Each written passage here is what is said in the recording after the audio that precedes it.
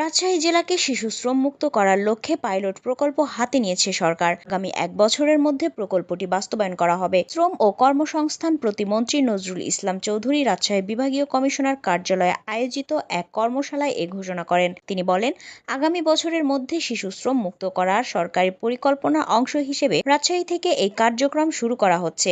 তিনি পরিকল্পনাটি বাস্তবায়নে সরকারি বেসরকারি সকল সংস্থার সহযোগিতা কামনা করেন। রাজশাহী বিভাগীয় কমিশনার ডক্টর দেওয়ান মোহাম্মদ হুমায়ুন কবিরের সভাপতিত্বে অনুষ্ঠিত কর্মশালায় শ্রম ও কর্মসংস্থান মন্ত্রণালয়ের সচিব মাহবুব হোসেন, শ্রম অধিদপ্তরের মহাপরিচালক তরিকুল আলম, অতিরিক্ত সচিব জাহাঙ্গীর হোসেন বক্তব্য রাখেন।